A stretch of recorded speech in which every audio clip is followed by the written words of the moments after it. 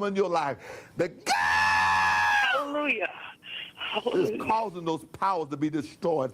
And Thelma, God is healing you. Who called by a shout out a little Oh, hallelujah. Thank you. God is healing you. Hold on, oh, that's it right there. God, oh my God, tell me how you feel now. I feel good. I feel the Spirit of God. I feel him all over you too, Thelma. Yes. God is touching you in such a powerful way right now. All right. How you feeling right now, Sophia? Can you feel God all on you right now? Man, these people need to quit. What I'm feeling is I feel like I've been trying to get sick, but it's not very bad yet. So let's hope it doesn't get worse. Yeah, man, this flu is going around.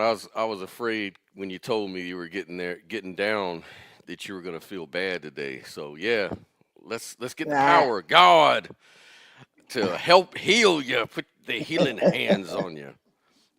I'm like the spiritual gynecologist. But anyways, I would suspect that this person has a low bar or a high bar method of coming to a belief based on that video. What would you say? Probably very low bar. I think so. I would agree, man. And that's what we're going to talk about today is, the theory of knowledge, epistemology, and, how we can distinguish between, low and high bar perspectives. And I ran across a video and I shared it with Sophia today, and this was about lower versus higher perspectives and how to distinguish it. This is at actualize.org with Leo. I've been familiar with that channel for a while. It has some really good content a lot of times, and we wanted to kind of go over some of the ideas here, because a lot of times, especially when we talk about spirituality, religion, skepticism, idealism versus materialism, things like that, there's a reason why people will believe one of these things, and we just want to examine Right, how we because get there. right, because even if generally speaking, most of those things have to do with belief, there are still plausible beliefs and then stuff that's just completely ridiculous, like this preacher guy just now. Yeah. There's still a difference. Some things are just more plausible, and that's what we're trying to get into, how to figure that out.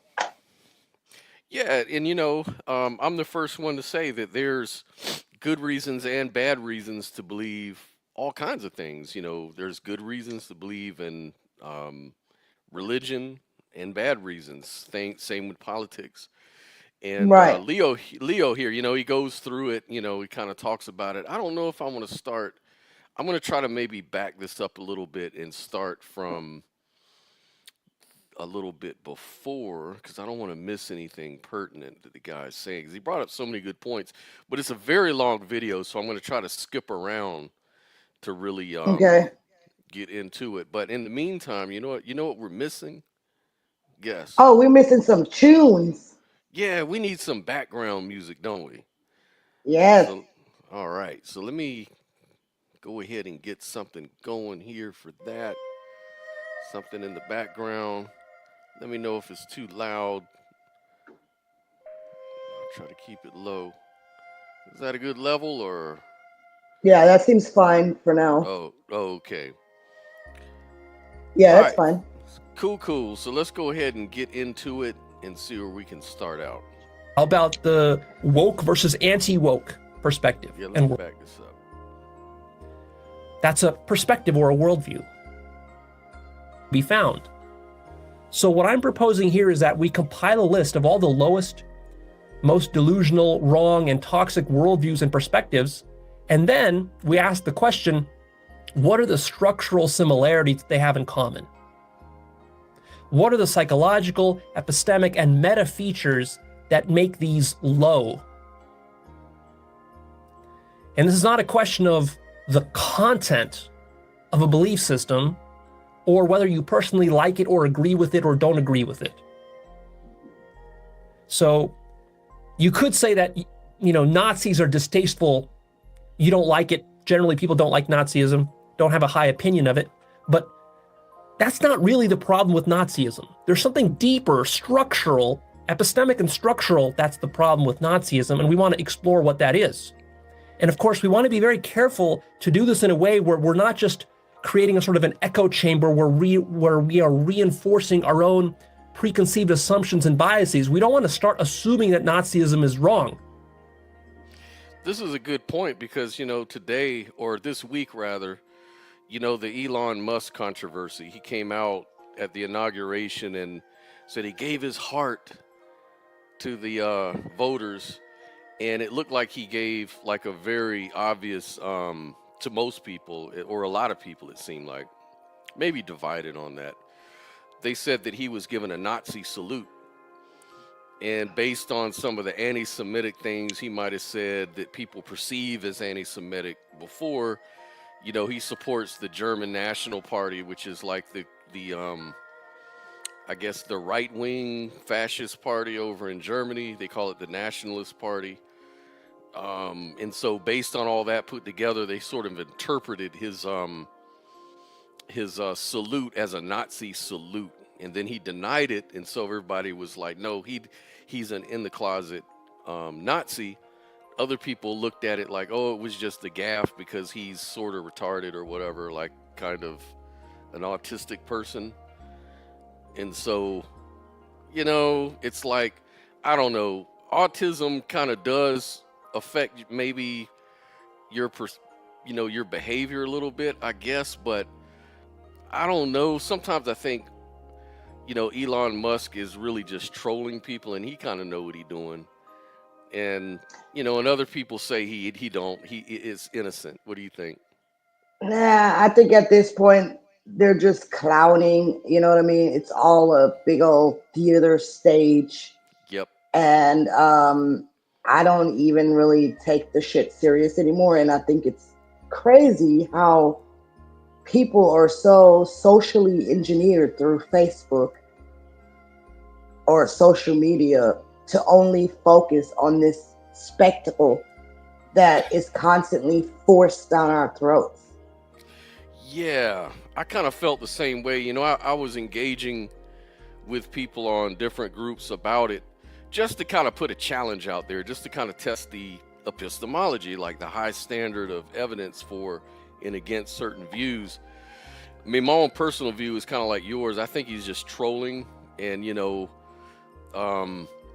that's what they do. Biden said, if you ain't voting for me, you ain't black. That was an obvious troll from the left. Right.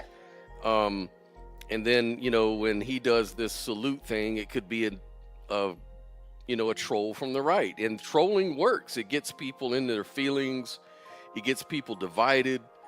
And it supports their base more than ever. It gets people to focus, and emotionalism.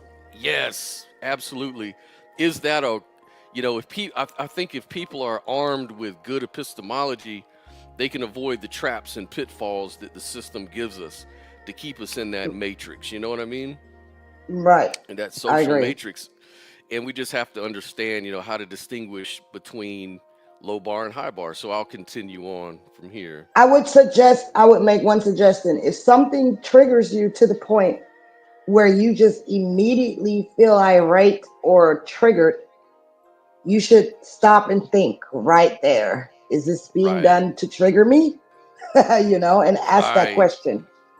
It's at least worth, not even concluding anything, just ask the question. It is a red flag. I agree. That's a good point. We want to be open-minded, right? But also we do want to have standards. We want to have quality standards in terms of the epistemics and the psychology and the methodology and what I'm going to call the structure, not the content, right? Because the structure of Nazism, see, that's just one form of it. But then those structures, the low quality structures of Nazism, those can be found in all sorts of other worldviews. It doesn't have to be the sort of classical German World War II style Nazi. There's a lot of ways that it manifests around the world. You got Hindu nationalism, and you've got Islamic nationalism, maybe Slavic Russian nationalism, whatever that looks like. And so we want to look for the structures, not get hung up on the content. So what do I mean by perspective or worldview, since we're going to be using that word a lot here throughout this talk? I mean stuff like, for example, flat Earth. Flat earthers constitute a worldview or a perspective, or, as we've said, Nazism, white supremacy, various forms of ethno-nationalism. These are all different variations on the same structure. Wahhabist Islam, which stems from Saudi Arabia and is responsible for a lot of the sort of radical Islam terrorist activity. That's the philosophy underlying that. For example, 4chan. On 4chan, in the politics section and in their dating advice section, you have all sorts of philosophies about politics, toxic philosophies about dating and women. That's a perspective or a worldview. And again, I don't want to bias it with my own prejudice. So maybe 4chan is correct, right? Maybe it is. Let's be open-minded to that. But we'll figure that out by evaluating various kinds of structural criteria. How about creationism versus science? That's sort of like a dichotomy of perspectives. Usually you fall on one side or the other. How do you tell which one is higher and which one is lower? It might not be obvious. And you might know in your heart that science is better than creationism, but like, can you articulate why? Or fundamentalism versus atheism. Which one of those is the higher? Which one is the lower? Or if that seems too easy and obvious for you, how about science versus postmodernism? How do you tell which one of those is higher or lower? How about liberal versus conservative, left versus right? Is there a higher and a lower amongst those, or are they even? How do we determine that in a more objective way than just our own personal political biases? How about the woke versus anti-woke perspective and worldview? How about the manosphere, red pill, black pill, incel, pickup worldviews? How about Zionism? How about various kinds of conspiracy theories that are out there? How do we gauge the quality of those? How about feminism, neoliberalism? How about capitalism versus Marxism? How about various New Age worldviews and perspectives? How about the views and perspectives of certain public intellectuals and influencers, maybe Jordan Peterson or Elon Musk? You hear a lot of their perspectives. How do you determine if this is a quality perspective that you should be taking seriously or that you should be dismissing? How about integral theory from Ken Wilber? What's the quality of that? So these are just some examples so that we're on the same page as to what. So yeah, focusing in on the structure versus the content. So that's a good place to start. It kind of reminds me of when I was debating Victor last weekend. It's like we were pointing to the reliability of the Bible as part of the, pathway to get to his claim. Why should we trust these scriptures that you're pointing to for why I should believe that Jesus was resurrected or whatever? And so I asked, is everything in the book of Mark, for example, reliable, trustworthy? Those are the sort of questions that you ask because you want to kind of have a gauge of your standard, Right. So, Joel, hopefully he'll come to it's a long video, just to be honest with you. And he's sort of going to outline, the low bar, then the high bar towards the end of the video. It's a long video, but I'm not going to play the entire thing. I'm going to hopefully skip around to some key parts and get to the answer. I think the answer is going to be entailed in the explanation. So let's get to it so I don't drag on too long and I bloviate here. We're talking about. Another way to look at this is like this. Consider Fox News. Fox News presents a certain worldview and a certain perspective. So the question is, what's wrong with Fox News? And I don't mean that in a shallow way. I mean that in a deep way. I don't mean the content. What's wrong with the content of Fox News or the fact that it's a conservative perspective? That's not the problem. I mean, what is wrong epistemologically? What is wrong cognitively? What is wrong ethically and morally? And what is wrong developmentally? Now you might say, well, Leo, nothing is wrong with Fox News. I agree with a lot of their opinions, you might say. But there is something wrong, because just a year or two ago, Fox News settled a defamation lawsuit for $780 million. That's not a little thing. $1 billion lawsuit over defamation and misinformation. That's just one example. There's more. They face other kinds of lawsuits, and that's just the tip of the iceberg of what's wrong with Fox News. So now you might say, well, Leo, the lawsuit was all bullshit. I mean, again, here, you see the problem here is that even to broach this issue of figuring out criteria for higher and lower worldviews, already, as you're coming into this topic, you have a set of biases. You're subscribed to some kind of worldview and perspective, and that's going to color and distort even how you receive some of this information. Now, I'm just bringing up Fox News just as an obvious example. Hopefully, you see that this isn't about me taking personal objections to certain opinions that Fox News has. There's a deeper structural rot within the entire enterprise of Fox News. And it's not that they're conservative, because there are high-quality conservative political perspectives and commentators and analysis, but Fox News is not that. It's low quality. It's really low quality. But how do you articulate what that is, why it is that way, what makes it that way? So here we go. Here's a list of criteria for distinguishing lower and higher perspectives. All right, so here we go. We're going to get into his opinions on that. And what he's doing is very similar to what I do. I had a few of my earlier videos last year where I did a lot of what we call street epistemology, where you basically get people of differing views and you just ask them key questions to kind of gauge their method for why they arrive at certain conclusions or views. So again, he's again saying it's not about the content, it's mainly about the structure. And I did remember that. I remember that Fox News got sued for almost $1 billion. And I think that Tucker Carlson or somebody at the hearing was saying, like, well, we let people know this is just entertainment. This isn't really news. This is entertainment. Do you remember hearing something like that, Sophia? No, I missed that. I actually did. Yeah. Okay. Well, let's get back into it. It's a long video. We're going to start by mentioning all the lower ones first, and then we'll go to the higher ones. These are very deep lists. I spent months brainstorming, thinking deeply about these lists, running various thought experiments in my mind, even running these ideas through AIs multiple times.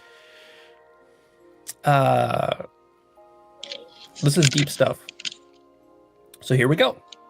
And again, I'm going to give you my conclusions and my answers, bro. But what I want here for you is not to just take this in as a given, but to really question and think through this stuff and really make these lists your own.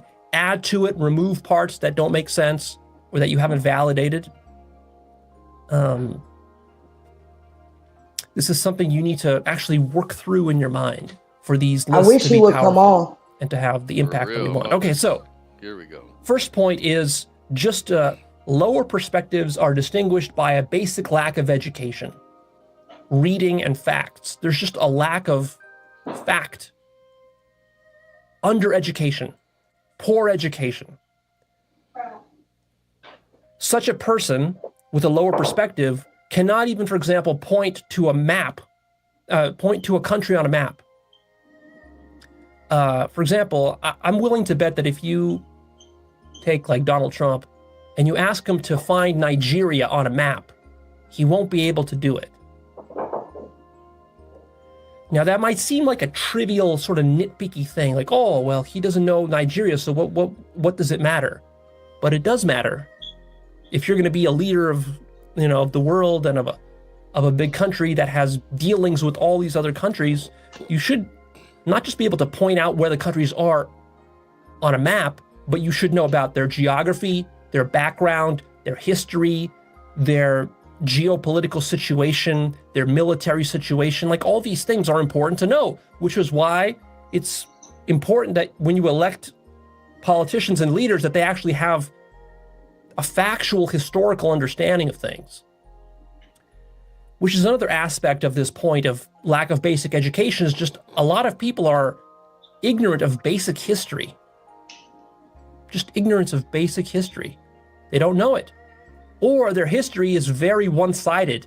For example, just American history, not world history, not European history, never mind Asian history, African history. It's like, for many people, for many Americans, even American history, they don't. Yeah, this is true. I have cousins-in-laws that are African, and one of the things that they always talked about was how Americans don't know their own history. Like, they knew so much about American history, and even my dad, he used to talk to the cousins, and he was like, "Wow, you guys know so much about American history. I mean, that's amazing." Like, he couldn't believe it. Right. I just have one thing that annoys me about how he's going into this point, Mm-hmm. because he could have made it a little bit shorter by simply saying that anything that you're going to talk about, you know what I'm saying, and put yourself out there like you're some kind of authority on it, Right. whatever topic it is, you should at least have basic education about it. And the problem nowadays is people see social media memes and videos that have been edited, and everybody thinks they actually know something. So people are jumping on bandwagons and following this ideology and that ideology. But nobody actually does any more reading or research. Everybody's educated by memes and posters and slogans and shit like that. So I think he could have made it shorter by saying, if you're going to talk about something or follow something, ideology or anything, make sure that you're educated about it. Because if somebody comes to ask you questions about it and you don't know shit about it, that first of all makes you look like an idiot. And then secondly, why would you follow something that you don't know shit about? And if you can't really find information that corroborates it, that's a low bar ideology. Yeah, like, again, going back to the discussion with Victor last weekend, we went over Christian history. Remember, we did a whole show on how Paul's church won out over the Jerusalem church back in the 1st century. And, and it's like, he was disagreeing with all our claims, and they were saying, no, we're just talking about the history. And he was like, still like digging his heels in. So I pulled the video up showing him the history. And then he was like all hung up on, well, who is this guy? Who is this person? Right. And at that point, it's like, yeah, at that point, it's like, if you don't even know the history, then why are you even talking about it? And once the history is established, how are you going to say, no, that ain't it? Right. It's like, and we're talking about history by consent, because a lot of people can say, well, what you think is history is maybe a fringe view. It's not really history at all. It's just maybe history according to who. And like, what I try to do is I try to go with the consensus view. And again, I never use words like proof and truth of the matter and stuff like that. I just say the consensus view is this. This is what most scholars say. And but then I I can't always agree with consensus either, because I mean, you can't let them tell it sometimes. the Right. other things that I don't agree with, but that's another story. Yeah, but it just seems to me like at least it casts a shadow of doubt. Like if he's gonna say like, well, the resurrection happened because I know 2 scholars that said it did, and then I bring out like 100 scholars that say that it isn't really history, then it seems like more of the scholars are on my side of the issue. Who are we gonna go with? And then he'll say, well, I can't trust consensus. It just means you're picking and choosing who you really want to trust for your own reasons. So then at that point, you can ask, well, what is your evidence that refutes the consensus? And then we can examine it from there. But at least the consensus provides a shadow of doubt, a point of contention. Right. You know what I mean? Like not necessarily proof, But anyways, let me get back to the video. So just don't underestimate how many people in the world are severely undereducated. And even those who supposedly seem educated because maybe they went to school, they finished high school, and they even went to university, but that's not a guarantee that they're well educated on some topic. You could finish university and you could still be ignorant about history and basic science. That's very, very common. So if you don't have that just basic foundation of education, you're going to make all sorts of epistemic mistakes in your understanding of reality. Because look, in the end, what your mind is trying to do is to make sense of reality. Education helps you to do that, because the education system, even though it has its corruption and it has its flaws, and of course, but still, there's just like basic quality standards that are set within academia. For example, if you make it to university, you will be inculcated into these quality standards. There's going to be standards for how to write a research paper, how to cite your sources, just even the fact that you need to look for sources, and how to distinguish, for example, between low quality and high quality sources. Yeah, that's a good point.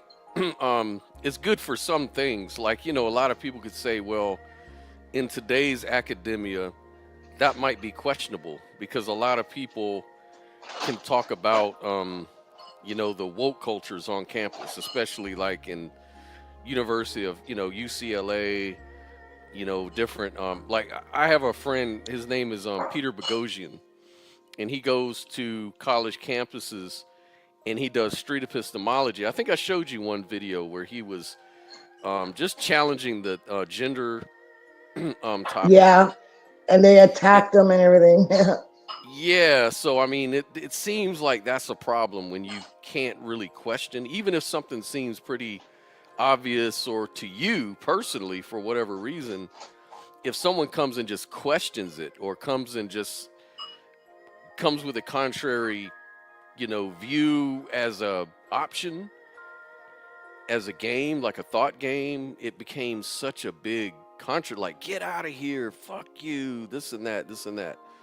And yeah, that makes it come off very cult-like. Yeah, low quality. Like, yeah, obvious bias, Exactly. Sort of just assume that's what it has to be, and then they go through a process of confirming that. And if you do that, you will confirm it. If you need something badly enough, your mind will invent ways to confirm that it's true. That's what is that? Confirmation bias? Your mind is very powerful bias, in that regard. Yep. Can convince you of anything. If you haven't noticed, if you look throughout history, humankind has believed all sorts of ridiculous things, which shows you how easy it is to convince yourself of anything. Your mind can convince you of anything, as long as you need it to be so badly enough. Okay, here's the next criteria point, which is probably one of the biggest on this list. So a lower perspective is distinguished by bad or no epistemology at all, no awareness of epistemology.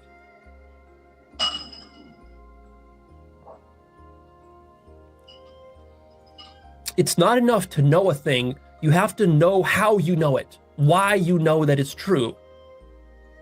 So this is a sort of a meta step, a meta awareness. Are you, or is your worldview meta-aware of the epistemics of how worldviews and belief systems work, how they propagate, where they come from, how justification works, how reason works, the pitfalls of reason, the pitfalls of beliefs, the difference between a belief and an insight? Scientific method or other kinds of epistemic methods that are out there, their pros, cons, their limitations and trade-offs, right? This is all epistemology. And that's a lot of what I spend my time teaching you and talking about, is because it's so fundamental. Without a deep grasp of epistemology and the problems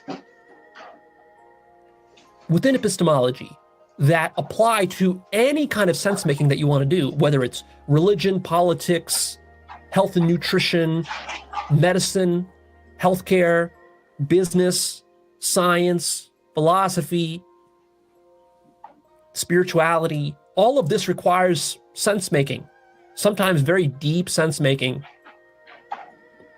And so before you can say that you know something about the world, really you have to take a step back and you have to say, well, how do we know anything at all? How is knowledge even possible? What are the pitfalls of knowledge? And there's a deep field that you can study philosophically called epistemology, which points out how difficult it is to acquire knowledge of even the most fundamental and simple basic things, like how do you know that even arithmetic is valid? How do you know mathematics is valid? Based on what is mathematics true? Is mathematics just a human invention? Is it a belief system? Is it something more than that?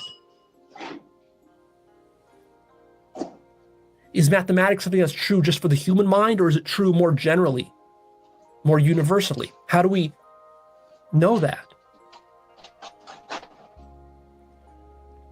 See, usually in school, and really even in university, the education doesn't go that deep.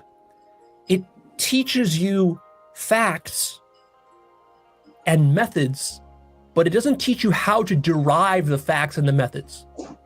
So you're taught Newton's 3 laws, but you're not really taught how to derive them. You're taught geometry, but you might not be taught how to derive certain truths within geometry or truths within mathematics. You might be taught the scientific method, but you're not taught to question the method or how to develop the method or what the limits of the method might be. Because in a sense, that takes you off track. That's a big tangent from like, let's just get to work on doing stuff, right? Like, if you're learning science, chances are you're learning science not because you want to understand the deep foundations of science. It's just because you want to get into the laboratory and start doing science and start finding stuff, start finding results, start developing, interesting technology using your findings, publishing research papers and getting grants and getting research and awards for your research, getting published in magazines and so forth, getting patted on the back for your good work. So it's a tangent to say, wait a minute, let's pause for 10 years and research the foundations of science. That's a tangent for most people. And so it is with other fields, not just science, but with all fields. Yeah, that's a good point. Especially when you start having conversations about big questions like metaphysical questions, and you start pointing to science, and then it usually gets into, well, how do you know that that's justified way to arrive at your conclusion? Because science is just, a human thing. Like, does this really tell us about the metaphysics or the ontology of the universe? We can point Right. like the problem of consciousness. We can talk about, all the correlations and the behavior, and we can, correlate brain states to behavior and reports of feelings and stuff. But does, how do we get there? How, why should we trust it metaphysically or ontologically?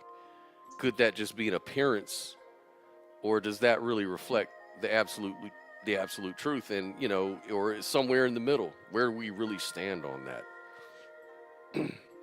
Also, I think it's important to make sure that we don't overcomplicate things, and because then things can get convoluted as well.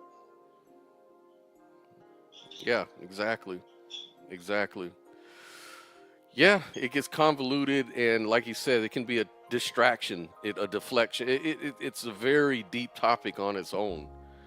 You know, the philosophy of science is totally different from just doing the science. You know, Because science. sometimes things are actually very simple, and then you have contrarians just Yeah, trying to complicate it by throwing in a bunch of big words and this and that, and it's like, okay, where do we draw a limit? We kind of have to find a balance there too. yeah, because you want to make communication effective. You know, not just using big words just to distract or to Or just escape to out of a win, just win to an win. argument. Yeah, sounds smart. You know. Yes. Right? People just want like quick results. They don't want to waste 10 years in philosophical, thought experiments and so on. So lower perspectives take knowledge for granted. They're not even aware that epistemic problems exist. They don't care about them either. They just want the result. It's like, I just want to believe in God. I don't care about what method is going to be used to question and inquire about the nature of God, whether God exists or doesn't exist. I don't want to go through all that. I just want to believe in God and get the benefits, right? I just want to pray to God and get my benefits. I want to feel happier. I want to feel spiritually connected. I want to have mystical experiences, stuff like that. Or I don't want to go to hell. See, religion's very tricky because religion is so sneaky as an epistemic system because it doesn't even let you question it, because as soon as you start to question it, somebody will come along and say, well, if you question God too much, you're going to hell. See, that's how they get you right there. So one of the criteria of lower perspectives is that lower perspectives, they don't want you to do a genuine inquiry. And why is that? Because there's a danger there and a threat from genuine inquiry. So a lower perspective will have mechanisms built into it that prevent you from questioning it or reflecting self-reflection. A perspective will prevent self-reflection from actually happening. And that's how you know that it's a low perspective. Did you ever experience that in your say when you were part of that cult coming up? Well, I mean, I had more of a fear of the cult leader, which was my dad, who kind of made himself out to be God. And so fear of hell for me was, if you disagree, you get fucked up. you know. Whoop But that yeah, ass. he was the representative of this God, and of course, fear is obviously a sign of a low bar, argument when you have to use fear to get people to submit to it. Yeah, yeah. When I was part of Jehovah's Witnesses, we didn't believe in anything like hell. And we used to always brag to people like, we know that our motivation is pure because we're not doing it out of being scared of hell. But there were things to be scared of, like being isolated from your family and friends, because if your friends and family were all Jehovah's Witnesses, they used to always ask you, hey, if you leave us, where are you going to go? What did Jesus ask his disciples? Where are you going to go? And then they decided, no, we're going to follow you. And so they would always use that kind of stuff, or the end of the world scenario, like you're going to be destroyed forever and you'll never live again because you'll be annihilated. So you might not Right. suffer in hell, but you'll be annihilated. And for a lot of people, that became a fear, because a lot of fear of death, again, fear of death plays a role, But I mean, realistically speaking, some things do get annihilated, and even in evolution, in the process of evolution, some things don't continue on. So I don't think we should have a fear of it, though. We should just strive to try to do good. Simple. Yeah, and also, we've been talking about ego death a lot, in our experience of that and how freeing that is. So death doesn't really play a part, because you know that if my ego, my personality of me doesn't live on, so what? I'm not that important. You know, my ego's not that important to the universe. You know, and I'm cool with Right. that. Like And like also, like, why are we? I was having this discussion with Alex the other day. I think I told you about it, but one of the reasons why I'm a mystic, or I'm into idealism, is because I don't want to spend my life trying to figure out how to live forever as Sophia, right? When I know that's not going to happen. We're going to die, so we might as well embrace the fact that we're all going to die. So I can either spend my life trying to figure out how to live forever as this person, this character, hmm and hold on to my ego, and then have a constant fear of death. Or I can say, well, death is a part of life, and I might as well just change my perspective and learn to embrace that reality. And then at the end of the day, like, how are you going to live if you're constantly afraid of dying and trying to figure out how to live forever? Yeah, I agree. You know, the Buddhists say that's the principle of unattachment. And, you know, a lot of atheists are really at peace since they lose religion. They stop believing in God, which means they stop believing in the afterlife and this fear of, you know, what's going to happen.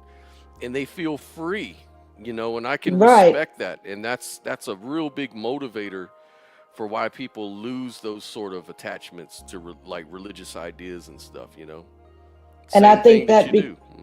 yeah, and I think because people are afraid of it, they do a lot of irrational shit Yep. and irrational shit to each other. And what for? Like, you can't, it's inevitable. Yeah. But Yeah. and whenever somebody dies, we just kind of act like, oh well, that happened to them, that ain't gonna never happen to me. It's like we just go into denial about it. Yeah. But denialism always ends up coming back and biting you in the ass. So you might as well just say, okay, this is gonna happen. How can I accept this? You know what I mean? Right.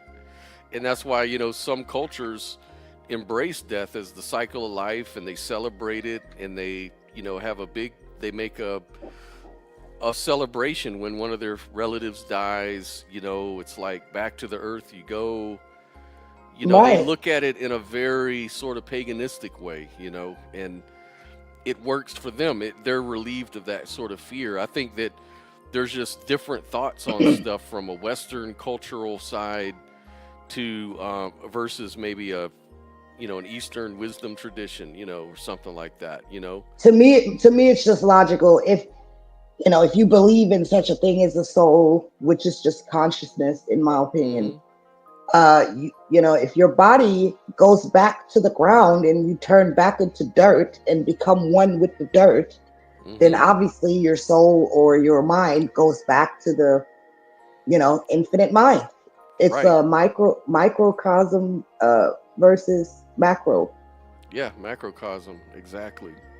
The waves kind of even out and the ocean continues. So, anyways, let me continue with this video. Because if a perspective was deeply truthful, it wouldn't mind self-reflection because it would be secure in knowing that if you question all of Christianity, eventually you should realize that it's all true. So then go ahead, question it. Question hell and question God and question what method by which you know that God exists. Question everything. But see, that's not how Christianity behaves. They have all sorts of punishments and they use fear, emotional manipulation techniques I call it to get you. sticks and carrots, the system of sticks and carrots. So when a Yes. perspective or a worldview uses emotional manipulation techniques, that's one way that you know that it's not a very high perspective. Because you got to wonder, why? Why is this worldview trying to emotionally manipulate me? If it was true, why would it care? Well, as it turns out, it's not an accident that this emotional manipulation that's happening. It needs to happen, because if it didn't happen, nobody would buy into these systems. Now look, sometimes here I'm speaking about these worldviews or perspectives as though they are a person or an individual that holds them that you're dealing with. And sometimes I'm speaking about the system or worldview in a more abstract sense, right? So we can speak of a Christian who you're having a debate with. That's a Christian, let's say, who's a fundamentalist and has a low quality epistemology. Hasn't even thought about why he's a Christian. He's just a Christian. He was just like raised that way. Doesn't even question it. So that's an individual. And then you have Christianity as a system, that spreads around the whole world as sort of a mimetic system. And then that system itself has these lower quality aspects to it, right? So when we're talking about these aspects and this criteria, it can apply to a system in the abstract, or it can apply to an individual. For example, you can find an individual who doesn't care about doing inquiry or epistemology. You come to him and you talk about, hey, let's talk about epistemology, and they just don't care. It's obvious to you that they don't even care. They're not even interested in that. That immediately tells you the rough level of quality of the kind of worldview this person can have.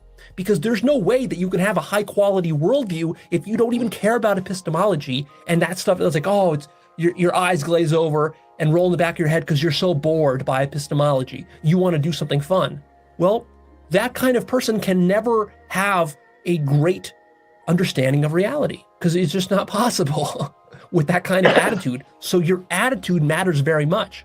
So you can gauge the quality of perspectives of people. For example, maybe you're dealing with some influencer, maybe you're listening to some podcast, and some podcaster is giving you his opinions or perspective, his worldview.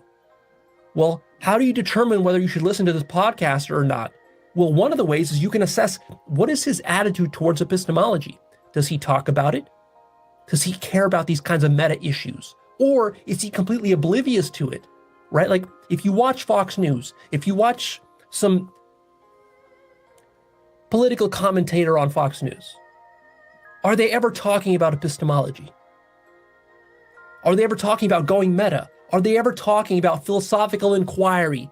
Are they ever talking about questioning the foundations of their own belief systems?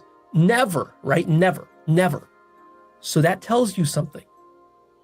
And if you bring up this kind of topic to them, how are they going to react? That's a really good test. What would happen if you went on Fox News and you start to talk about some of these criteria with one of these Fox News hosts? What would happen? Would they shut you down? Probably. That's most likely what would happen. They just cut your mic. How would they debate you? Would they get angry? Would they get defensive? Would they start a lot of drama, emotional drama? Would they start yelling at you? Calling you names? See, these are all little clues to where their ego mind is at. That's a good point because I go through that all the time. Yeah, me too. In other words, you're dealing with somebody who's already set in their ways. They already know it all. And at this point, they just have an agenda. And you can tell when someone has an agenda precisely in that way, like he just described. Mm-hmm. And, you're right. And that's why I'm really adamant to always talk about epistemology. And I'm so glad because you actually wanted to talk about this particular video. And I'm glad you did that because it's like a reminder to our audience that we care about, how we arrive at our beliefs. We don't want to just talk about what it is we have concluded or what we lean towards or what we don't lean towards and why or whatever. We want to talk about the epistemology behind it, that we do at least have a method. Right. And everything can't always be quantified or proven. And it really irks me when you have people that just constantly yell at you and say, well, prove it. We'll prove it. We'll prove it. We'll prove it. Okay, now you sound like a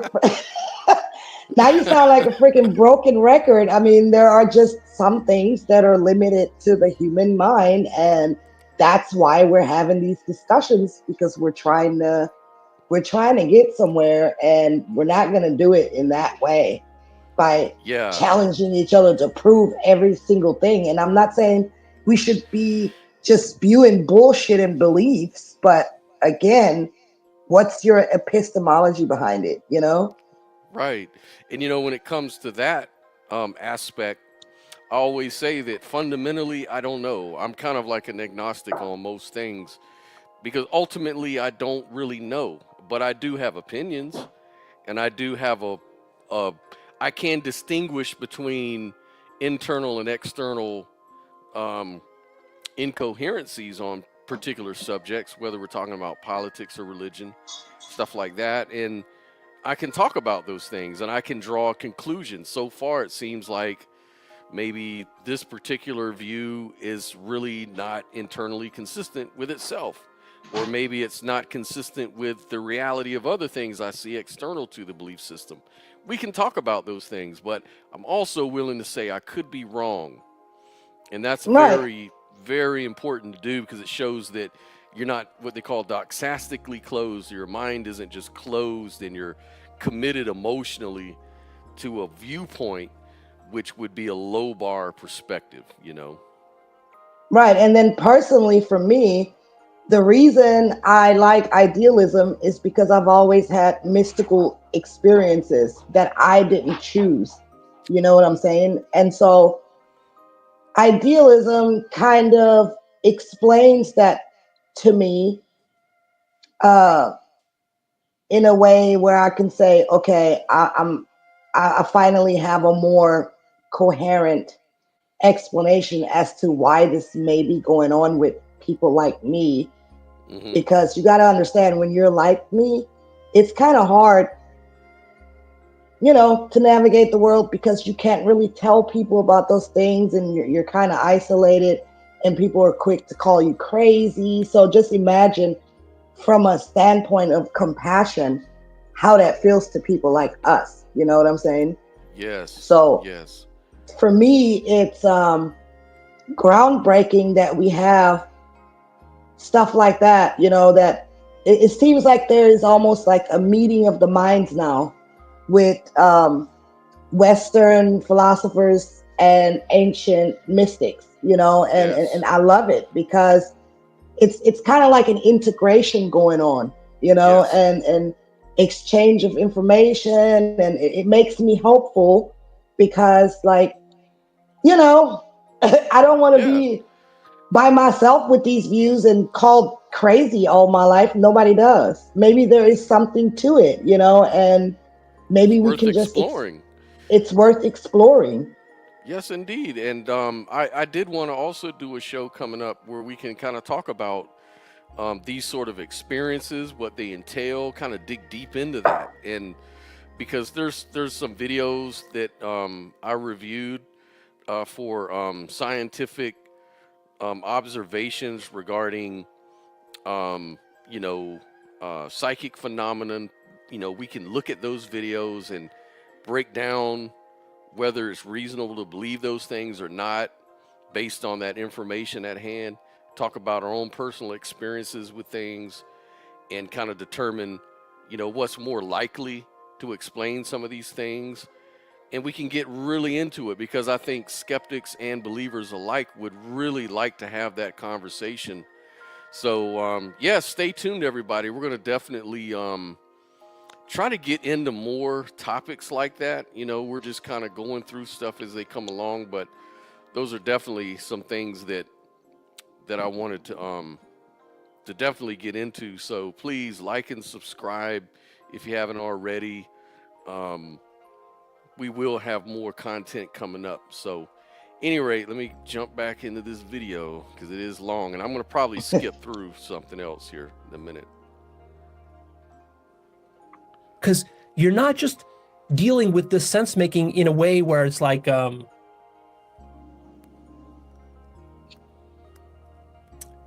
it's just pure facts and pure logic. No. It's like your ego is wrapped up with all this.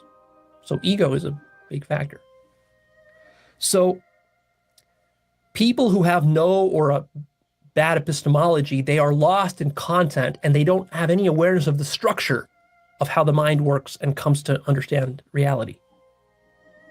The next criteria is that low perspectives are closed-minded, they're stubborn like an old mule.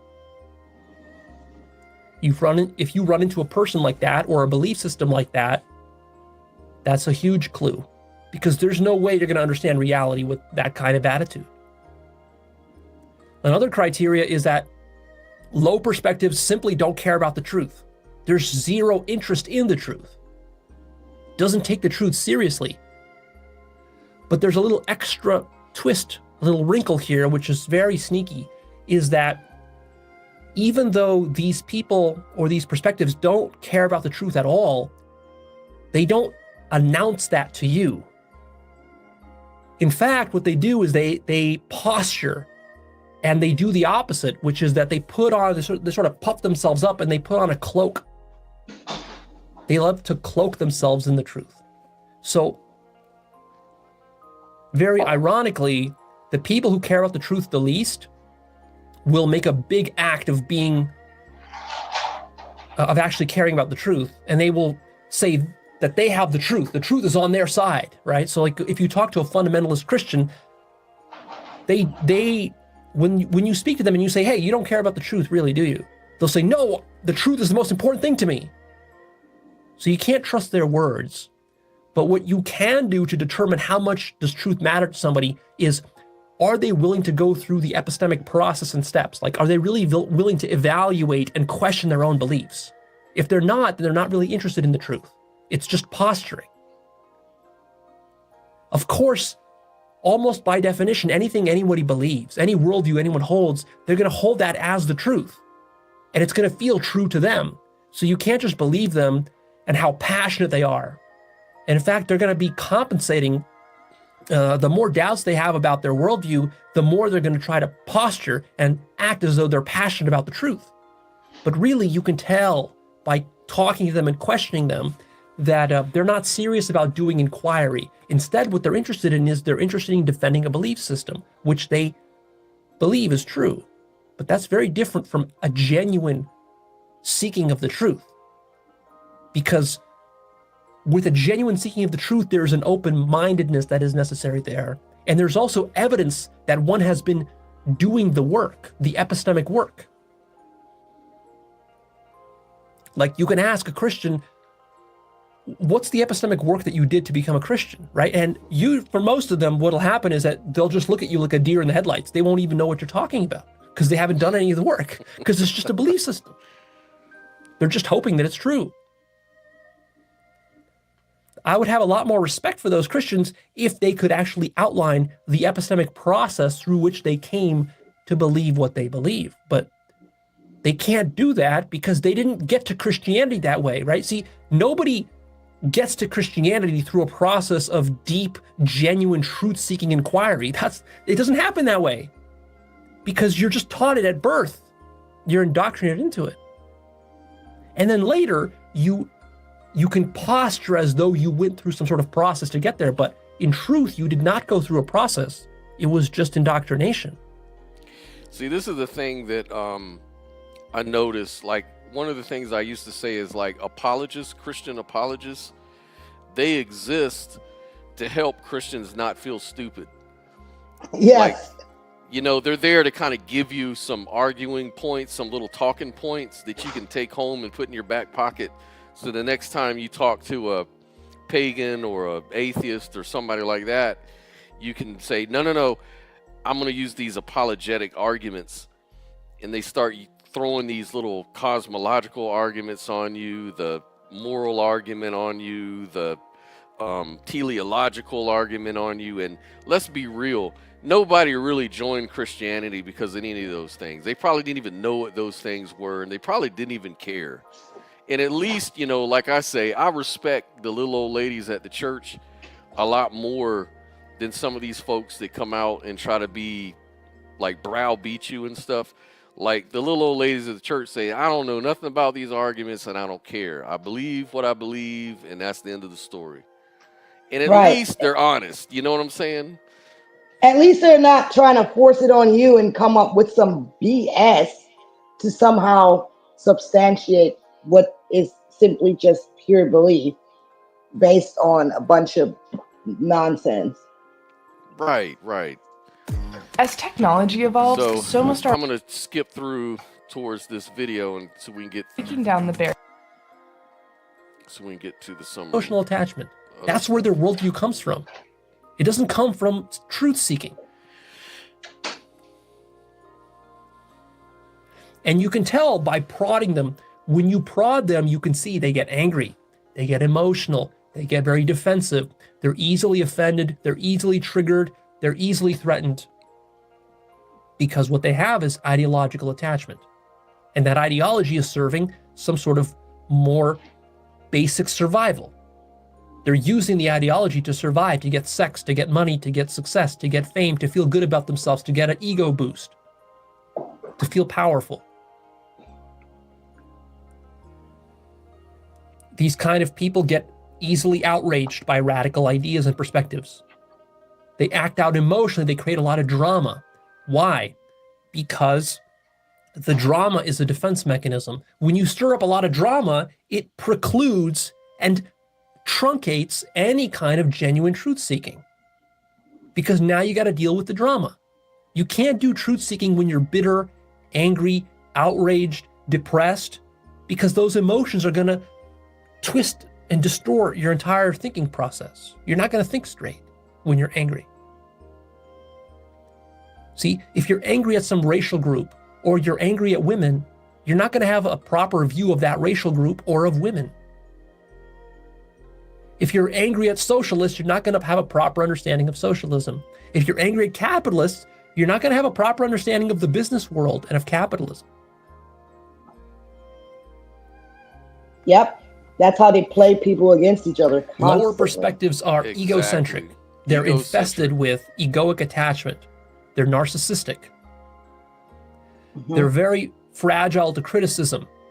They take criticism personally, not as a point of improvement. See, if you were doing genuine truth seeking, you would welcome criticism. You would welcome when somebody comes and points out a contradiction in your worldview. You would say, thank you, oh my God, I would have been deluded my whole life, but you pointed out to me that my thinking about Christianity was wrong. Oh, thank you. Thank you. You freed me from the delusions of Christianity, right? See, you don't hear Christians talk like this.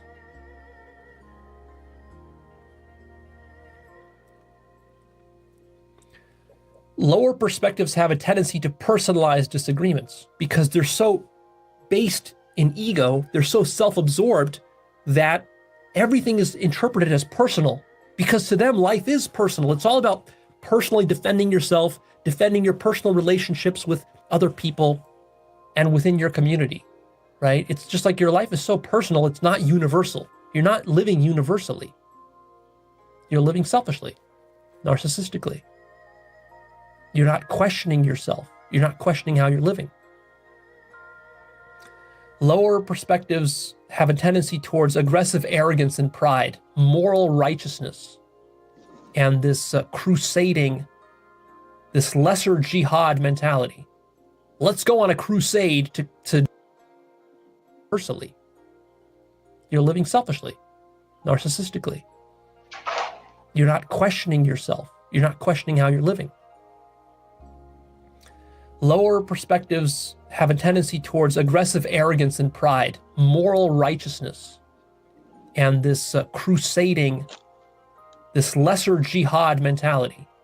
Let's go on a crusade to smite the evildoers, the evil ones, the wicked ones, this kind of stuff. But you see, this is an externalization of what should really be an introspective process. What needs to happen here is, rather than being morally righteous, you got to look at your own moral failings. This would be the proper, mature approach of a higher perspective. And we've seen yes, that. And leave the rest up to, just leave it up to natural selection. Like, why do people always feel like they have to intervene and be on this crusader trip? Like, honestly, if you look at tribes that existed that did like crazy shit like cannibalism and things like that, which actually can cause a disease and stuff. You know, those type of tribes died out. They ceased to exist. So sometimes we just need to let things evolve naturally and stop fucking jumping in like we're some kind of heroes to the point where we think we can we can overcome nature and we need to interfere with the ecosystem because obviously there's something wrong here and we can do it better. And I'm like, how narcissistic do you have to be when your ass just popped in this world? And you think you know better than processes that have been taking place for thousands of years before your ass even got here. Exactly. It's that need to feel special again, you know, and it, again, even with worldviews, they want to intervene and control people's views, control what people think, you know, your language that you use. It's not politically correct to say this or that, you know. Yeah, the thought police. The thought police are out there and they're serious about that shit. So you better watch out, you know, and it's like, I just think that that's, you know, why would you need to do that if it wasn't a sense of specialness and ego-centric, Yeah. you know, egocentrism. Yes, exactly. And that's why I have a serious issue with ideologies that do that, you know, come after you like that. Like, come on now, mind your damn business. Exactly, exactly. But that's not what's going on there. What's going on there is that he's acting narcissistically, self-servingly, to manipulate not only the people who follow him, but even himself, to extract value from the men who follow him and the women who he deals with and who he employs in his business. He extracts value from them financially, but also sexually and in other ways. Right? So that's what that's about. It's about extracting value. He's a master at extracting value from men and from women. That's Andrew Tate's game. And then everything he speaks with his mouth is just noise to serve that function.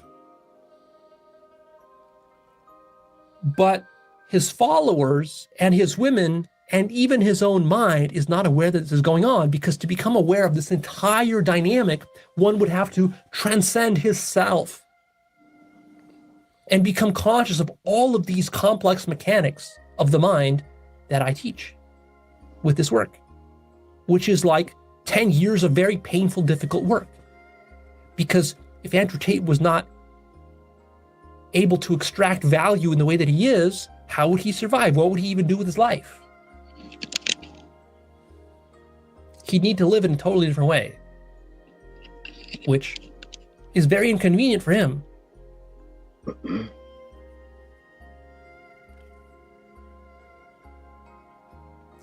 So what I want you to see is that the worldview and the perspective is so powerful, is so potent in terms of its survival function, that almost nobody who's in the lower perspectives, and there's a lot of degrees of lower perspectives, almost nobody in this bottom half of perspectives understands what's really going on. It's not that there's some sort of evil geniuses who are trying to fool you and the world. It's that they are themselves so deeply fooled by their own perspective. They really believe their perspective. You know, Trump really believes his perspective. Andrew Tate really believes his perspective. Jordan Peterson, Elon Musk, flat earther, neo-Nazi, anti-vaxxer. All of these people are true believers, like true believers. So calling all these people just grifters it really underestimates the severity of the problem. I wish all these people were just grifters, because grifter implies that they really know better. Well, I agree with some of the things Jordan Peterson says personally, but that's a whole nother story. Well, But, he's a you know, Christian, that's why. But yeah. at least he's not one of those like super literal Christians. That's why Wes Huff wants to call him out. Exactly. Well, another video along with this is my good friend here from Cordial Curiosity. He does street epistemology, and it's really interesting stuff. So I just wanted to kind of give this little clip, a little time here, so you can kind of see how the street epistemology actually breaks down, you know, in real time, and how he does it. The guy's really good at this stuff, and I've had him on my show too. We've done an interview, and he was actually helping me along. Yeah, I had him on, and I was actually debating. I think it was Justin from Fight on the Fence, and he was. Oh yeah, how long was that ago? It was about a year or two ago, and me and Justin had a little conversation, and I wanted to use street epistemology, and he was there as a coach, like he was there to kind of grade me to whether I was really doing the conversation as good as I could have using the street epistemology method. Right. And it was pretty good. Man, I'll have to link you to that. Yeah, Justin was a good sport, man. He did really good. And shout out to Justin if you're out there, because I know he watches. So anyways, I want to let you see how this goes down, because it's really interesting. Kind of like hits home, and I just have this feeling that it's really true. Gotcha. So you go to Christian school, you've taken some classes about theories, and it just makes sense to you? Yeah, it just makes sense. And like all the other like religions I've learned about, it's just, it doesn't make sense to me personally. Okay. How does something making sense to you relate to the actual truth of it? So, like, could someone actually be mistaken about a belief that makes sense to them? Yeah, I think they could. Okay. And how did you determine that this was actually true? Just all like the proof and the theories. Okay. What's like the best example? There's a lot actually. So, like the Babel Tower, they found it. They found where it was. They found the Babel Tower? Yeah. All right. I'm not saying this is the case, but if someone came up to the table and explained to us that this actually didn't happen exactly the way you think it did, would that change your confidence in the belief at all? No. Okay. Okay, so what was the point of bringing that up if it doesn't even That matter? was stupid. Like, that was just downright stupid. And it's when you ask, that's why you got to ask questions, man. Yeah, exactly. Like, it didn't matter. Like, she used it as one of the reasons why, but then when pressed And then said, nope. It wouldn't matter. I still believe. So maybe is there any other reason why you're such high confident that it's true? Just because I just see so much like goodness in it and positivity, and I'm really about like positivity, and God's just out to love people, so I think it's important to look up to him and do what he did and just love people. Gotcha. So you're saying it's just there's so much goodness to it and it's really positive. How does the goodness or positivity of a belief relate to the truth of the belief, though? I think it says it all in the Bible. Like, it's a tough question. That's fine. So you're saying it comes from the Bible, the positivity and the message? Yeah, and just because the Bible says something, does that make it actually true? In my belief, it does. Not everybody believes that just because it says it doesn't make it true. A lot of people are like, oh, well, since I didn't see it, it's not true. But I think just there's a lot of evidence to it, so. Okay. So it's not really the proof in the Bible. It's like, but below that, it's like, it's just your belief in the Bible that gives you It just makes confidence. sense to me. Just makes sense. Like, people used to live for like 800 years back then, and a lot of people question that. But the reasoning was because God told them to go and multiply, but he wanted them to keep multiplying and multiplying. So the more the population increases, the less we live. We decrease in age. Oh, that makes sense. Oh my God. Did you know people lived 800 years? Oh my goodness. Loud. Loud. Lord have mercy. You're saying people used to live to 800 years old, and you know this because of the Bible? It says in the Bible that they would live till like 800 or 700. Okay. Is everything that the Bible says true? In my opinion, it is. Is just having an opinion about a belief a reliable way to conclude that it's true? No, but I think in the end it matters what you believe. What like, do you mean? Like, it doesn't matter. I think in the end it matters what I believe, not anybody else. It's my life. So if I truly believe this, then I will go to heaven. If you truly believe, then you'll go to Jesus, heaven? yeah, that Jesus is God's son. Because to get into heaven, all you need is a little bit of faith. You can have faith as small as a mustard seed. What do you mean by faith? Like, belief that God is God, that he is the almighty savior. Are you saying faith is just belief? Mm-hmm. Okay. Does just believing in something make that something true? No. Okay. Just because you believe in Santa doesn't mean he's true. I mean, doesn't make it true. But Can someone say self-refuting? Yeah, but at least she's admitting that it's her personal belief and she chooses Yeah. to believe in it. So, I mean, at least she's calling it a belief and not some fact. Right. That's true. You I gotta give her credit credit. where credit's due. Yeah, I give her credit for that. Hell yeah. Okay. So, yeah, like, just believing in a God doesn't make it true, right? not unless you truly know. Unless you truly know. How could we know? I think it's just faith, going back to faith. It's just faith? It's not, yeah. That's what I believe. Having faith. Just believing in something give you knowledge about it? I think so.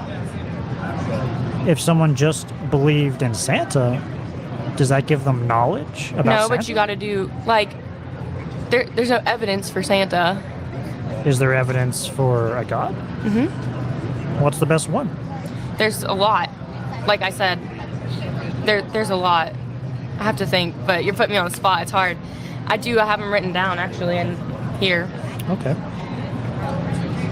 If all that evidence, I'm not saying it's not true, that evidence, but if all that evidence was found to be not reliable, would that change your confidence that the God is real? No. So it's not It really wouldn't. So it's not really about evidence either? No, For it's you? just about faith. And faith is just belief? I think faith is different than belief. How so? I think faith, it's more of like an internal feeling, and belief is just like, I don't know how to explain it. But I have this feeling in me that I know God is real, and like, I can't explain it. Everyone has to go through it on their own. You can't force someone to become Christian. You can't force someone to become another religion. It's just a choice they make, and I'm not trying to force anybody or anyone. Anyone can make their own decision. Yeah, people But have the right to believe They in have whatever. the right, yeah. But can people choose to believe in something and make it true? I don't think they can make it true. I think it is true, or it's not true. I don't think you can make it true. Gotcha. And it's also an internal feeling for you as well? What's that? It's also an internal feeling? Yeah. Okay. Like, are feelings a reliable way to have confidence in a God like this? I would say so. Okay. If you've ever worshipped, I mean, when I worship, you just get this joy that no one else can experience unless you get it. Like, it's just a joy. And joy is different than happiness. Yeah. Joy it's something that doesn't just go away. Happiness, like, can come and go, but joy is an internal thing. If someone from another religion came up to the table and said that believing in their God gave them joy and that they have really good internal feelings about that God, is that a justifiable way to come to that belief just by going off feelings for that? No. I would say that's awesome. I would say that's cool, Okay. but check out what I have to say. Yeah. Check out. If it's not reliable for them, why was it reliable for yourself? You're asking tough questions. You really are. You're doing good. It's not. I'm not saying it's reliable. It's not. But it's just what I believe personally, and I always will believe it. I just have a very strong faith towards it. Is just believing or having faith in anything a reliable way to have confidence that something's true? I think faith, Why? because it's You're good at this. I'm just very interested in why people believe. I need to get my book out. I have a book in here. Helps me out. I can't memorize all of it. Well, we can maybe take a pause here and think about it, and maybe come back in a minute or so. He's asking me tough questions. I know. Wait, what was the question that you were asking me? Why should someone use faith to believe in anything? Okay. I need to get my book out. Can I get my book out? Sure. Wow, I need to get me a book too. Yeah, so I do like her responses though. She's kind of chill with it, you know, and she's not getting offended or whatever. And she's recognizing that, you know, these are good questions. I will say this though about faith. Of course, religious people love faith because if you have faith, you don't gotta think, you know. Right. But I do think faith can come in handy because sometimes you believe in something because you have a hunch, but you're not 100% sure. And it can make us sometimes move towards something new, you know, and discover more things. Right. Sometimes you just have to step out on faith, even if you don't know all the answers. Sometimes, you know, the unknown is worth exploring as well, I would say. Yeah, and it's like you said, you know, life is short, and why not go through life and explore these things? Like, why get stuck in one little belief system all your life and never really step out to examine another perspective? Or you might learn something, you might experience something you've never experienced before that changes your life forever. What if, you know, that would be really sad to go through life and never, you know, take the opportunity to learn and see other things. You know, one thing that this was a really good video. I wanted to show this one too. This guy named Dominique. And this guy actually sort of changed his mind during the whole thing, which was really cool. This shows you a good person, a person that really has value for epistemology and what it can do. So I wanted to kind of go through that really quick. Is there a particular belief that you want to chat about? As far as like religion? Could be. Okay. Really, anything. Yeah, I can talk about, I mean, my background is Christianity. I was raised Southern Baptist. I don't necessarily believe in all the doctrine that the Bible teaches. Sometimes I feel like the Bible truly limits us and our expression. I believe like people talk about the glory and the splendor and the wonder of God. How can it be just confined to just 66 books? Yeah. I think I try to experience God on a more spiritual level. Okay. And I believe in spirituality more than anything. That's really what guides who I am and the way I think and believe. I believe that there is something that is been working on my behalf in this universe. Something that's working on your behalf. It's like something that's guiding me, because I can't fully take credit for everything that's happened good in my life. Sometimes it's the right place at the right time. Sometimes it's luck or whatever. So how do you explain those things? You know, people say, you know, it's God, and I do believe that, but I don't believe, you know, as far as like the doctrine, like, you know, Old Testament and like you know, that stuff just like, it's just so limiting, and it's so like stifling, and you feel like you can't live, you can't do anything. And I feel like a lot of it's outdated. It doesn't really apply to the world we live in today. Gotcha. So yeah, I'd love to explore your reasons why you believe a God exists at all. Yeah. First, got to get a sense of your confidence that a God exists. Say on a scale from 1 to 10. 10 for sure. 10. Gotcha. And you mentioned before something about how to explain good things happening. Is that like the main reason why, or is there another main reason? I just look at my life and what my experiences. The things that can't be explained, the things that are not tangible, the things that are just kind of like out there, and the energies. I believe God is responsible for all of those things. It doesn't have to be good, or it could be bad too. You know, it could be like, you know, unexpected death or anything. I believe that there's something out there that's in control of all of those things. Not necessarily all the good things. I believe God is in control of the good and the bad. Okay, so would you say this is mostly accurate, like personal experiences that can't be explained? Yeah. Okay. And part of that is like God had something to do with these experiences. Yes. Absolutely.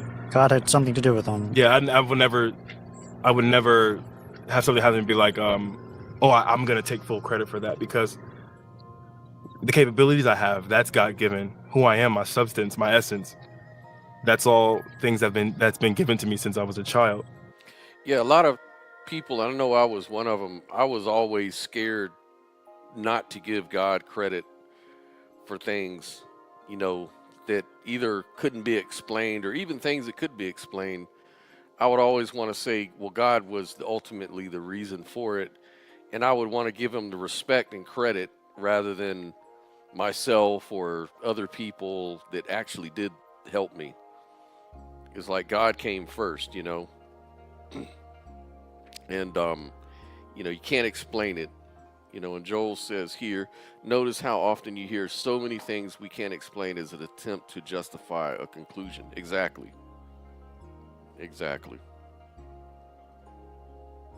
So I'll keep on going. Since before I was a child. So how to explain even the way you are, your personality, it's hard to explain, but I just feel like there's a reason behind it, I believe, and I just accredit it to God and his workings. And you attribute it to the God these experiences. Yeah. All right. And I'd love to understand how you concluded that this is true, that God had something to do with this. I mean, like I said, background being in Christianity, I'm not sure how we all came to be today, like whether it's Adam and Eve and all that stuff. I just, some of that stuff just lacks factual and lacks logic, and I just don't try to get into that. I know that I'm a human being. I know that I'm a spiritual being. I know that I have capable of good and bad. I know that there's something in me that aspires a life greater than myself, as far as like my drive, my motivation, my ambition. Those things are like, where do we get those things from? Where do we get our drive and motivation? Where do we get those things that we like passion and like things that we care about? How we are, our personality, us, some people being more extroverted, introverted. Like, what is those? Who gives us those things? Yeah, I didn't select those things this is the kind of person I want to be. So all these questions about how we came to be, how do we get these motivations and stuff. I'm not saying this is the case, but if someone could explain to us both that this stuff could happen without a God at all, would that change your confidence about the God existing? I would be interested to hear that. Okay. I'd be interested to hear that. Yeah. I mean, I know it's a lot of how you were raised in your upbringing and society kind of shapes that. But I believe in your inner self. Your inner self? We're all every single person is very unique. No one's like someone before them. No one's going to be like something after them. So that's why I feel like we all are very authentically made and designed. So how can you explain that? No fingerprint, nobody's the same. No two people are alike. Even twins are very different. Triplets are very different. So so if there was an explanation without the God being yeah, I'd be open. Yeah. You'd be open, and if you were convinced that those explanations were good, would that change your confidence about this? I don't know if it changed my confidence. It'll give me a more well-rounded point of view. I mean, I'm very strong in what I believe. I think what we believe really, like you said, guides us. That's a very strong thing. Yeah, there's a fallacy called the argument from ignorance, to where it says, I don't understand this, therefore it must be what I believe it is. But let me be the asshole in the group now. Yeah, go for it. Well, I would say we also can't just be dismissive of intuition, and he seems very intuitive to me. So he recognizes that there is something intuitive about being, period. And just because he can't explain it, you could also say that doesn't mean we can just deny or dismiss intuition. Just as much as we can say, oh, well, just because you can't explain something, that doesn't mean there's a God. Right. It'd be up in the air. It wouldn't be one way or the other. It could be, well, keep your mind open to any sort of explanation. That's kind of like how I am too. And you can compare different explanations. Like suppose you came to him and said, well, hey, this explains this particular experience you had. Well, he could kind of examine the God hypothesis versus the one you just presented.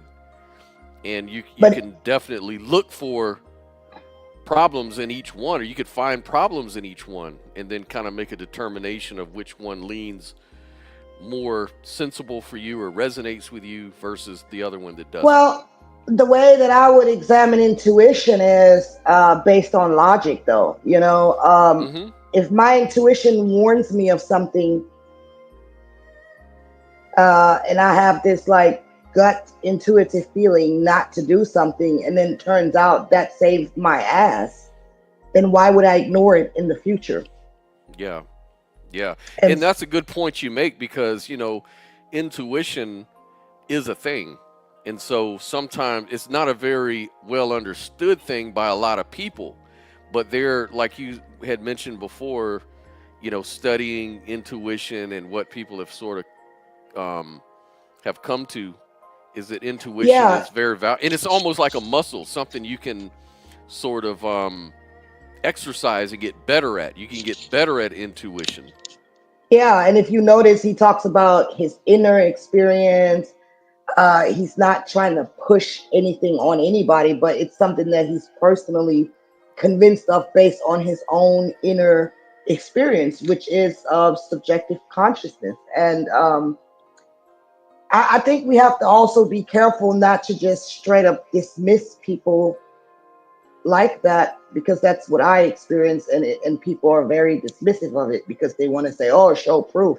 Well, the proof for me personally is if I have an intuition about something and my decision is based on my intuition and ends up being a very smart decision, and this plays out like this every single time for me, then I would say, yeah, there is definitely some type of inner function within myself that guides me.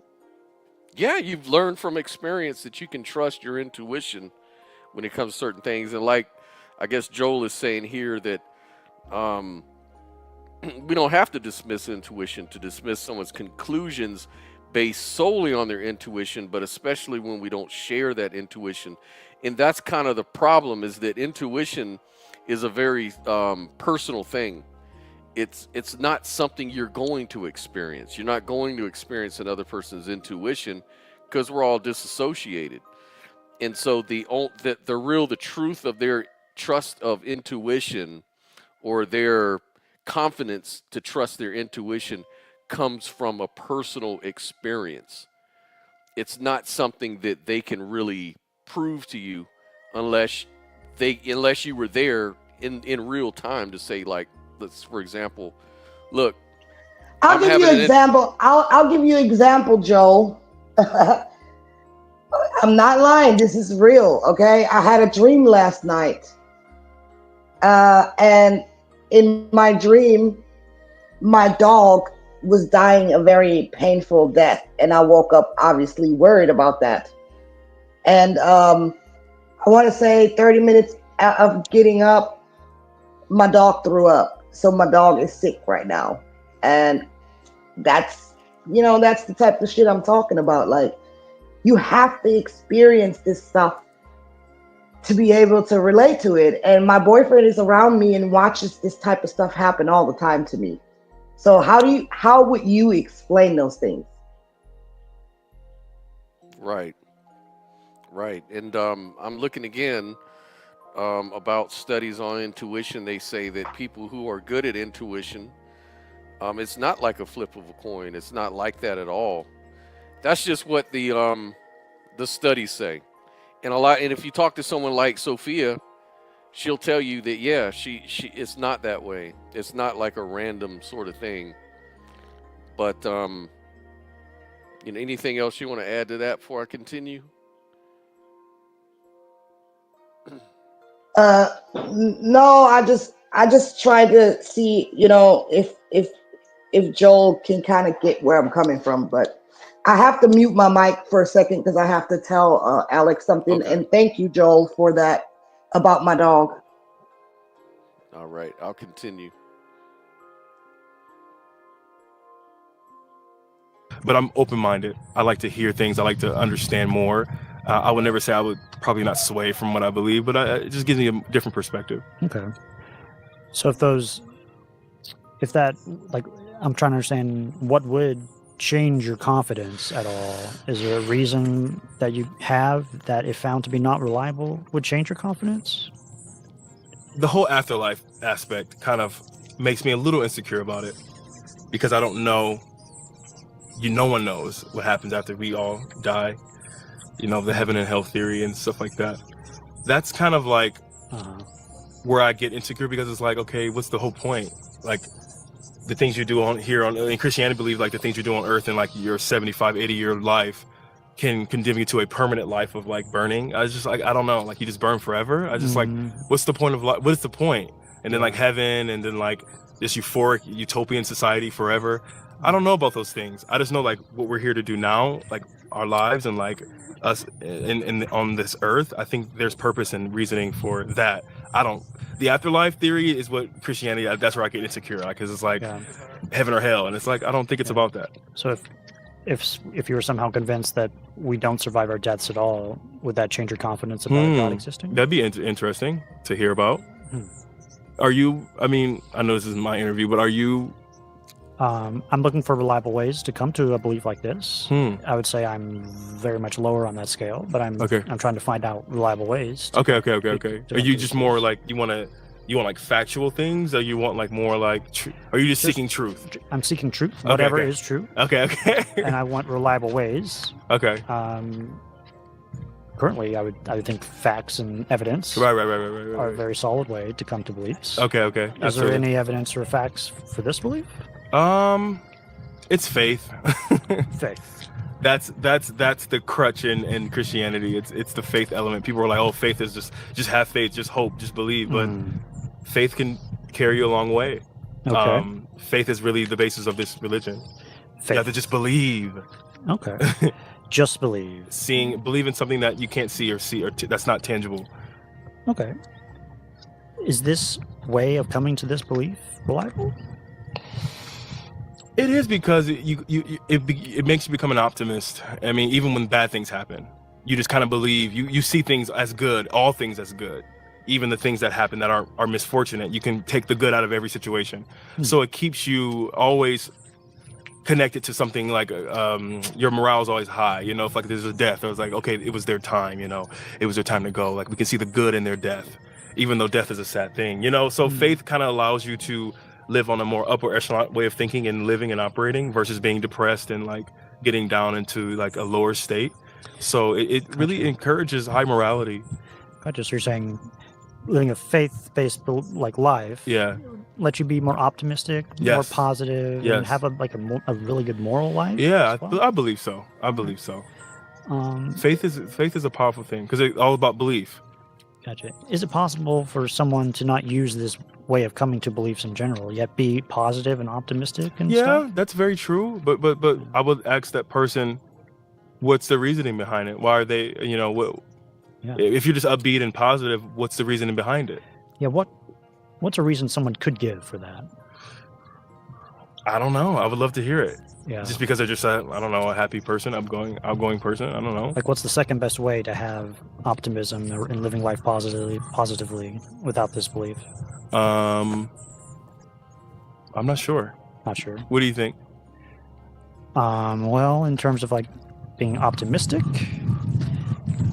going back to facts and evidence, like good things have happened in the past. So could good things happen in the future? Okay. Maybe. But do you believe that we are just living I would like to believe that our time on this earth and like what we're doing here in our space here has meaning behind it. Do you believe that there's no meaning behind? Because I feel like meaning it's just like we're just going through the motions, and there's no meaning to life. There's no meaning to anything that we do. Yeah. How do you think someone without this belief could get meaning in life? Because I just feel like, I don't know, if you believe, first of all, within yourself, you believe in your capabilities, that there's nothing wrong with that. You believe that all things happen for good, and there's nothing really wrong with that. It doesn't have to be God. It's just, if that's just your way of thinking, I think in all essence, it's a great way to approach life. But me being fundamentally Christian, I believe God gives me that. God gives you the oxygen to do that. Okay. But is this true? A lot of people believe it. Does the amount of people who believe something? It doesn't. No, relate? Okay. absolutely not. But what's true? Good question. How can we come to true What is beliefs? true? That's a great, yeah. What is true? Truth is relative. Truth is relative? Yeah. Because I'm sure there's a lot of Muslim believers that believe Allah is and Buddhists and stuff like that. But I believe the truth behind that, there's a one truth, and we're all navigating our own way to that path. We're all navigating some truth? To the same truth. There's just different sifters to that, like different religions, different denominations that are all leading to one truth. Because Buddhists aren't bad people. Some of the scriptures that that I've looked over, even Muslims, some of the books of the Bible and the Quran are the same as the Holy Bible or the New Testament. So it's like, what's the truth behind it? How did it get so switched up and so disseminated, like in so many different directions? Like there's. But the problem with more fundamentalist views like Islam and like evangelicals or Jehovah's Witnesses or people like that is that there's only one truth. Jesus is the way, the truth, and the light, and nobody goes to the Father except through me. And so they interpret that to say that you have to believe in the doctrine that Jesus is God and that Jesus died for your sins. And if you don't believe any of that, I don't care if you're an Islam, a Muslim or a Buddhist or whatever, you're going to be condemned. And so that's where the problem comes in. There can't be all these different ways to the one truth through those different ways, because each of those descriptions are, they're what's the word? They're not inclusive. You know what I mean? Well, I don't fully agree with that. I think what he's saying is that essentially we're all trying to get to some type of commonality deep down inside. And there is some type of universal truth that we all intuitively suspect. Right. But we all have different ways of trying to get there. And, I'm also, I also subscribe to offensive realism, and some ideologies and some ways of getting there are just not gonna make it. Some things are just gonna fade out, and we're learning through trial and error, and everybody has their own way of doing that. Joel says he agrees with you, but hopefully you'll agree that there's something to the fact that different people's intuitions don't agree with each other. How would you respond to that? Well, because intuition is really just your own. It's applied. Well, I can't even say that, because I've had intuitive things where I made predictions about other people in cases where I was guided to warn them or something. And so I don't know, I guess it just depends on if you see intuition as the divine underlying nature of all reality that operates within all of us on a subconscious level. Kind of like, I compare it to like a recorder that's always recording, that misses nothing. But for some reason, we don't really operate from that space much. We operate more from like what we consciously know or see and perceive. And but there's always that recorder in the background, you know what I mean? And then every now and then we kind of tap into that, and whatever that is, I mean, that's debatable. We call it intuition. Some people may call that God. Maybe people think that that is what God is. That's the divine spark within all of us. Or maybe it's just your subconscious mind. But if you have a subconscious mind, where the hell does that come from? And I mean, you can go on and on and on about the shit, you know what I mean? But at the end of the day, at the very least, I just hope that you can at least see that if it's guiding me in a more positive direction, and if it's causing me to make more positive decisions, which actually has been proven by studies, which we pulled up the last time, then why knock it? It ain't gonna bother nobody. And one thing that along that line and I just pulled it up again as this may factor into that question, is says intuition is considered a real phenomenon. Research suggests that it can be developed and improved with practice, meaning your intuitive abilities can get better over time, essentially. So maybe the reason why people may disagree over intuitive conclusions is because one person isn't really good at intuition and another person's better at it. It's kind of like Yeah. logic. Some people And are I good think at logic. Some people And I aren't. think sometimes intuition is a result, or strong intuition is a result of trauma. And so I went through extensive trauma, and I really had no other choice but to kind of rely on myself. Like, you know what I mean? Imagine being left for dead and you really have no conscious idea of what the fuck you're supposed to do. And then this inner knowing kicks in, and it's why I'm still here today. And so sometimes there's just this deep thing in you that doesn't come out until some really drastic shit happens. And that's what I call intuition. And I mean, whatever that is, maybe it's just a natural physical phenomenon that we all have. Well, it obviously is, and that's the whole thing. Joel asked, the question is whether intuition is epistemically sound, and I'm glad you asked that question because we're talking about epistemology. And I would say that it really depends on how well you are with intuition. Like, it's not always perfect. Intuition can be helpful, but it's important to consider that it alongside with rational thinking, you have to consider it alongside, these rational thinking, right? And not rely solely on a gut feeling in every situation. You know what I mean? Like, even It's your not just a rational gut. thinking, even your It ain't- rational thinking isn't always, there's people that are very rational about their reasons to believe in all kinds of stuff. Doesn't make it true. Yeah, but there's a difference between a feeling and intuition. Intuition is more precise. It's way more precise.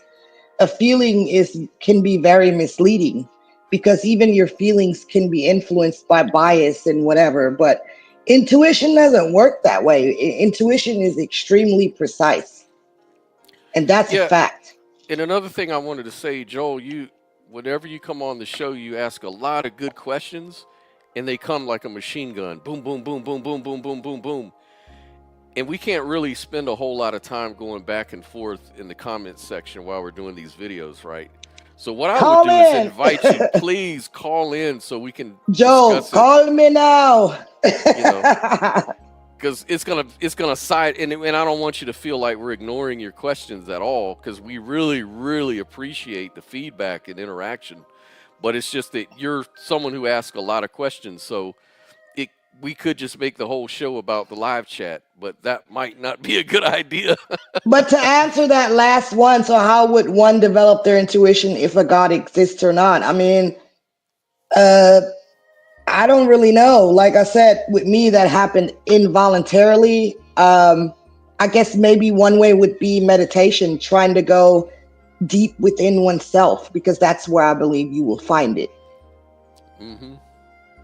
And again, Joel, it's a personal thing. Someone have an intuition God doesn't exist. But usually these people don't really give a whole lot of credence to intuition to begin with. And they may not really develop intuition at all in their life because their rational thinking mind has sort of, overshadowed the intuitive mind, Usually God believers, people like that, people that believe in sort of these things that most rational people don't believe in, is because of intuition. And I think what's really a positive thing is when you can when both your rational mind and your intuitive mind can resonate together, if they can both agree, I think you're probably onto something in that case. But if only your intuition is what you're going by, but your rational mind says, nah, that's bullshit, there's probably a problem, and there's probably a reason you think that. But that's just, that could be. I don't know about that, because I have ignored my intuition in the past with my rational mind, and for lack of a better way of saying it, it got me fucked up. And I should have listened to it. So your rational mind is not always the better mind. Like, and Joel, yeah, I understand that you had mentioned in the group that you wanted to get into questions and challenges, and we were like, yeah, of course. But I guess what we're saying is let's do it live rather than just call in instead of doing the comments. That's what we're saying. Yeah, it's for technical reasons, not anything else. It's just so that we can keep the flow of the show going, That's all I mean by that. And I put the link down, so if you ever want to call, you're more than welcome, and we can challenge and talk about anything. That's the whole point. So anyways, I'm going to keep on going with the video. It's almost over. There's something. There was a foundation. There was a start. And I would love to find that out, but... Yeah, I value truth. I want to believe as many true things as possible, but also as few false things as possible. So I'm for whatever beliefs I hold, I'd like to understand what I could learn or find out to change my confidence about that. So that's how I kind of go about beliefs. Okay, so you are a truth seeker. Yeah. You look at facts, you read, you're researching, and then the way you intake the information, that's kind of going to shape. Yeah, and if there's nothing I could learn or find out to lower my confidence about a belief, that belief seems to be at risk of being untrue, or I'm at risk of believing something that might be untrue. So I need my beliefs to be able to be shown to be false. They need that quality. It doesn't mean they're not true, but they need to be able to be shown that they could be not true. For you to believe in it. To have confidence for them to have any value. So that's an interesting perspective. So you believe that, wow, I've never ever heard that before. You believe that what you believe in, if it can be challenged as not true, that makes you feel more confident in it? Yeah, because beliefs that can't be shown to be false could be any belief. That's very deep. Yeah. Yeah. Like if you just can't. Right. Yeah. Because you can challenge and question God. That's okay. Yeah. I'm wondering, how could we know if this belief was false? I don't think there's no way to know, man. There's no way to know. So that makes you less confident in it. It makes it not valuable for me. And the benefits I get from it. Right. Yeah. That's good.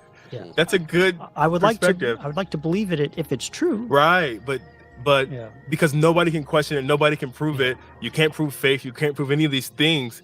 It's like, why am I believing this?